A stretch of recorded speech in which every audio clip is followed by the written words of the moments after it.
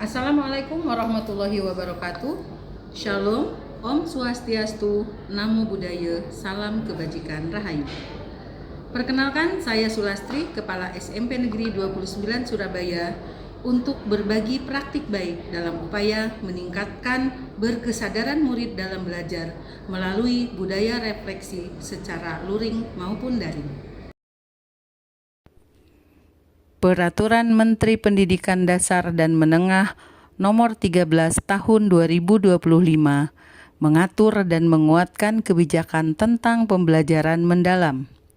Peraturan ini merupakan perubahan atas peraturan kurikulum sebelumnya dan secara resmi menginstruksikan penguatan implementasi pendekatan pembelajaran mendalam di seluruh satuan pendidikan, mulai dari tingkat PAUD, pendidikan dasar, sampai pendidikan menengah, mulai tahun ajaran 2025-2026.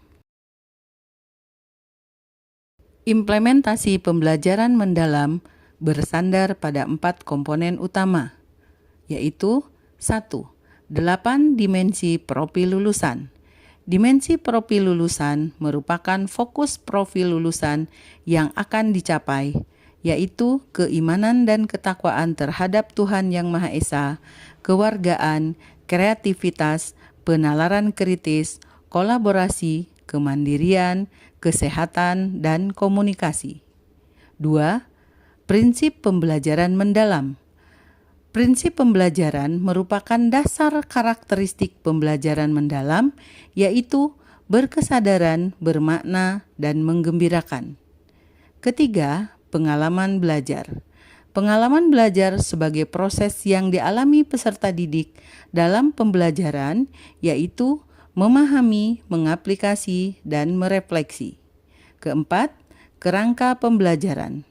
Kerangka pembelajaran sebagai panduan sistematis dalam menyusun desain pembelajaran, yaitu praktik pedagogis, kemitraan pembelajaran, lingkungan pembelajaran, dan pemanfaatan digital. Di SMP Negeri 29 Surabaya, penerapan pembelajaran mendalam dimulai dengan memberikan penguatan tentang konsep pembelajaran mendalam kepada Bapak Ibu Guru.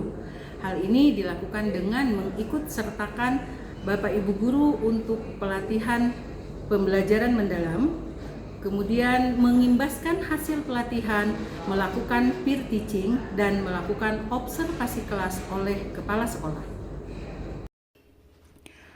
Berdasarkan hasil observasi awal dan asesmen diagnostik, prinsip pembelajaran mendalam di SMP Negeri 29 Surabaya belum dapat diimplementasikan secara maksimal karena ditemukan bahwa banyak murid memiliki tingkat kesadaran belajar yang masih rendah.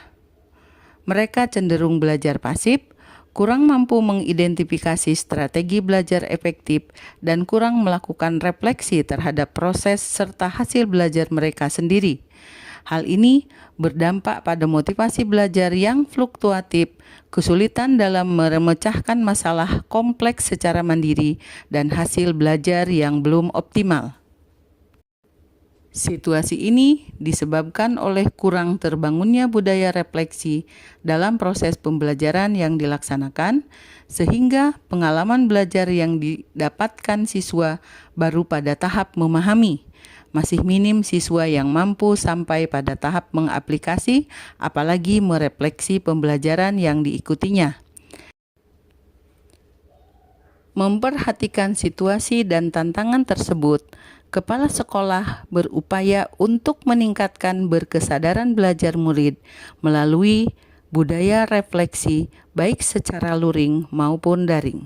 Aksi yang dilakukan oleh kepala sekolah bersama guru dalam upaya meningkatkan berkesadaran belajar murid melalui budaya refleksi baik secara luring maupun daring menggunakan pendekatan inquiry kolaboratif sebagai berikut.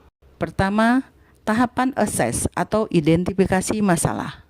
Melakukan analisis terhadap kegiatan pembelajaran melalui observasi, survei, wawancara, baik dengan murid maupun dengan guru untuk mengetahui proses pembelajaran yang dilaksanakan dan respon murid terhadap pembelajaran tersebut. menentukan masalah utama yang teridentifikasi bahwa respon dan partisipasi siswa dalam belajar masih rendah, termasuk pada kemampuan merefleksikan kegiatan pembelajaran juga dinilai masih dangkal dan bersifat normatif. Murid juga masih menunjukkan kesulitan dalam menyampaikan alasan dari jawaban yang mereka sampaikan, serta penyampaian refleksi murid masih bersifat klasikal.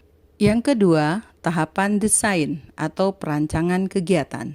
Berdasarkan hasil identifikasi kepala sekolah, berkoordinasi dengan guru untuk merancang intervensi atau strategi pembelajaran baru yang akan diterapkan. Dalam perencanaan pembelajaran, sudah tergambar desain pembelajaran yang mendorong murid untuk belajar aktif dengan menggambarkan langkah pembelajaran yang berorientasi pada aktivitas murid. Hasil koordinasi yakni memperbaiki PPM, membuat instrumen observasi, dan merancang skenario lesson study. Guru membuat instrumen refleksi yang dapat dilakukan murid di luar jam pelajaran, misalnya di sela waktu istirahat maupun di rumah sepulang dari sekolah, dan menggunakan platform berbasis digital yang berfungsi sebagai media dalam menyampaikan refleksi hasil belajar murid seperti WhatsApp Group, Padlet, Google Form, dan lain-lain. Yang ketiga, tahap implement atau mengimplementasikan. Guru melaksanakan kegiatan pembelajaran yang sesuai dengan perencanaan yang telah didesain yang memfokuskan pada aktivitas murid untuk belajar aktif. Aktivitas yang dilakukan oleh guru yakni melakukan observasi kolektif dan mencatat proses serta respon murid secara langsung, menerapkan budaya refleksi murid yang sudah dirancang baik secara luring melalui kegiatan diskusi kelas, jurnal fisik, maupun secara daring melalui platform yakni media digital yang mudah diakses oleh murid seperti WhatsApp Group, Padlet, Google Form, Medsos, dan lain-lain. Aktivitas refleksi bukan hanya sebuah gebrakan sesaat, tetapi dilaksanakan secara konsisten sehingga menjadi sebuah budaya. Yang ketiga, tahap implement atau mengimplementasikan. Guru melaksanakan kegiatan pembelajaran yang sesuai dengan perencanaan yang telah didesain yang memfokuskan pada aktivitas murid untuk belajar aktif. Aktivitas yang dilakukan oleh guru yakni melakukan observasi kolektif dan mencatat proses serta respon murid